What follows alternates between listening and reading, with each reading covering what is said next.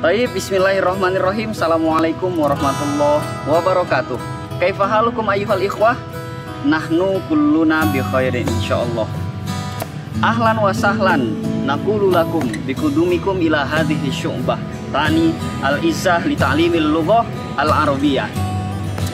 Selamat datang dan selamat bergabung kami ucapkan kepada teman-teman semua di Al-Izzah Arabic Center. Adalah tempat di mana di sini kita akan belajar bareng tentang bahasa Arab. Kita akan bersama-sama membahas tentang bahasa Arab, sebuah bahasa yang amat mulia. Al-lughah al-arabiyyah hiya lughatul jannah, lughatul Qur'anil Karim, lughatun yatakallamu biha nabiyuna Muhammad sallallahu alaihi wasallam. Bahasa Arab adalah bahasa para ahli surga. Bahasa Arab adalah bahasa Al-Quran. Bahasa Arab adalah bahasa yang digunakan oleh Nabi besar Muhammad SAW. Maka bahasa Arab memang memiliki kedudukan bahasa yang paling mulia dan bahasa yang paling agung di antara bahasa-bahasa lainnya. Nah, di sini kita akan bersama-sama belajar dan membahas tentang bahasa Arab step by step dari awal hingga tahap-tahap selanjutnya. Nah, dan teman-teman semua, sebelum kita mulai nih belajar dan masuk ke materi tentang bahasa Arab, di sini kami dari Al-Izzah Arabic Center memiliki beberapa tips tentang belajar bahasa Arab supaya nanti ketika kita belajar, insya Allah kita akan menemukan bahwa bahasa Arab itu sebenarnya tidak susah. Bahasa Arab itu mudah dan bahasa Arab itu menyenangkan. Oke, langsung aja. Silahkan dengarkan dan perhatikan beberapa tips berikut ini.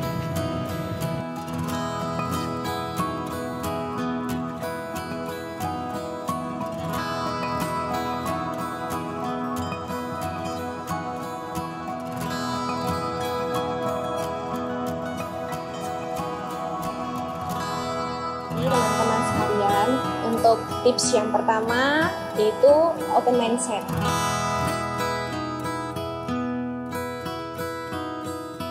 Jadi apa sih open mindset itu? Jadi analoginya seperti ini. Ketika kita ingin memasuki sebuah ruangan atau bangunan, tetapi kita tidak memilikinya, kira-kira bisa nggak sih kita masuk ke dalam bangunan itu? Tentu saja tidak bisa. Mungkin sebagian dari kalian akan beranggapan, bisa dong, kan bisa dibobol lewat jendela, atau bisa dong, kan bisa didobrak lewat pintu. Iya, semua kemungkinan itu bisa terjadi, tapi yang ada itu sulit. Nah, seandainya nih kita mau masuk dalam bangunan itu atau ruangan itu, kita mempunyai kuncinya nih, mudah nggak kira-kira buat masuk ke dalamnya? Mudah bukan? Tinggal putar kuncinya terus kita masuk, nggak perlu tuh buat dobrak-dobrak, ngebobol lewat jendela. Kenapa? Karena itu sulit, tapi bisa memang, tapi itu sulit. Nah, contohnya seperti ini.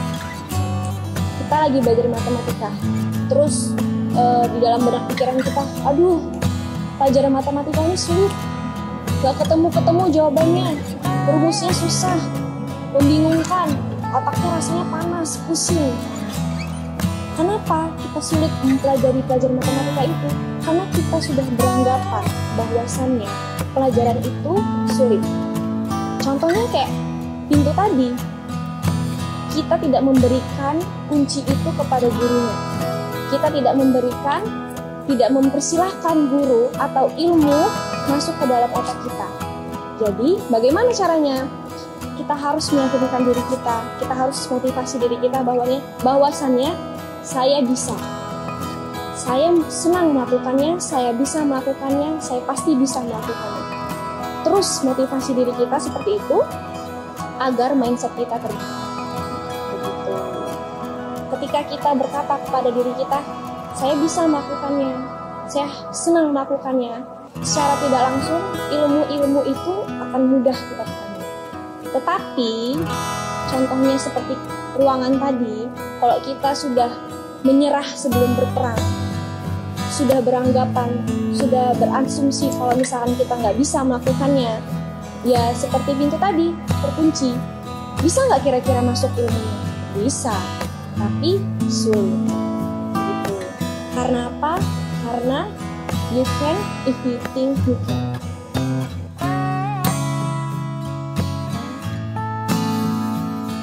Selanjutnya adalah belajar step by step.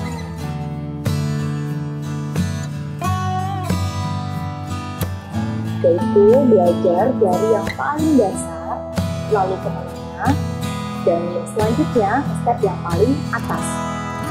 Sama seperti kita dulu belajar itu dari SD, apabila kita belum selesai jenjang SD, ya kita tidak bisa ke jenjang yang selanjutnya.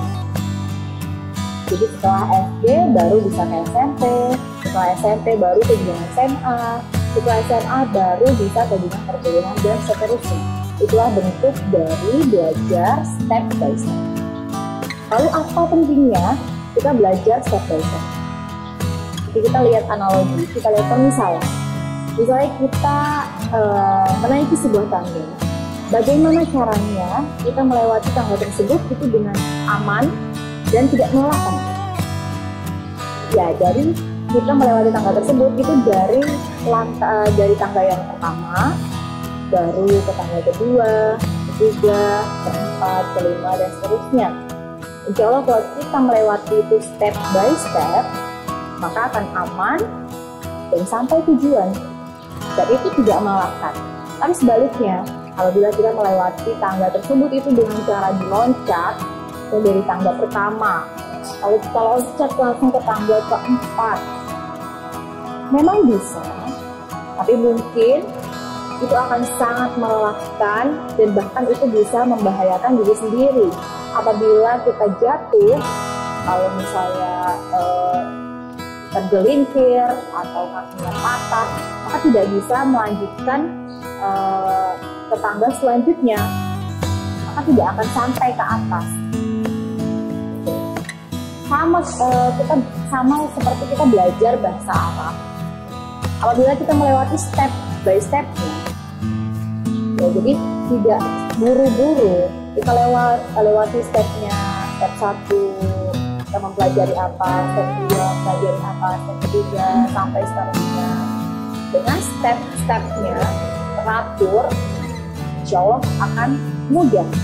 Tapi sebaliknya, apabila kita mempelajari bahasa Arab tersebut itu dengan buru-buru, jadi kita tidak sabar, dan kita lewati terus.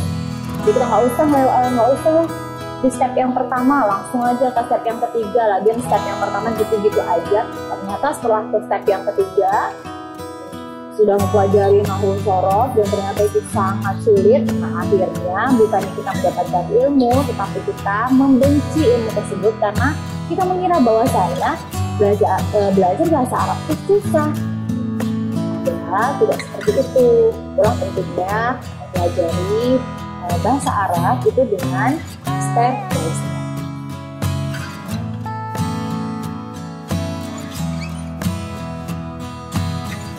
Oke teman-teman, tips selanjutnya adalah tahu diri.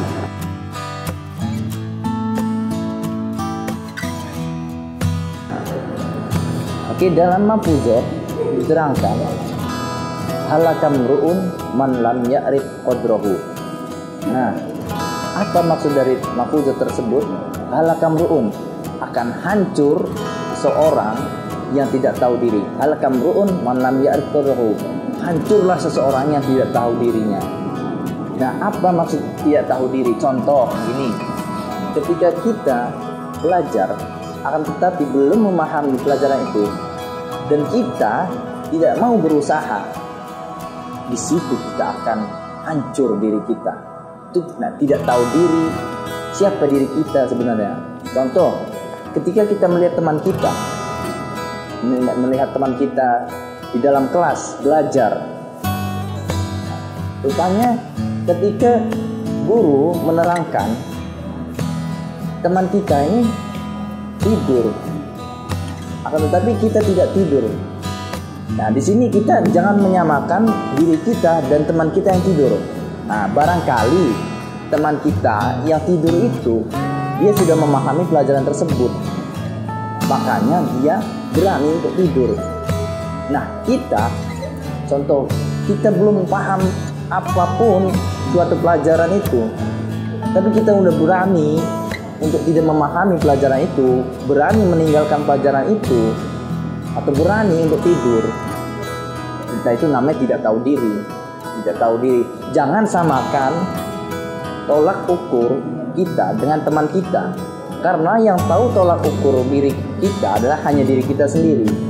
Nah, itu dia tips untuk belajar mengetahui diri kita. Jadi, apa tips selanjutnya teman-teman? Nah, dalam belajar kita harus tahu diri.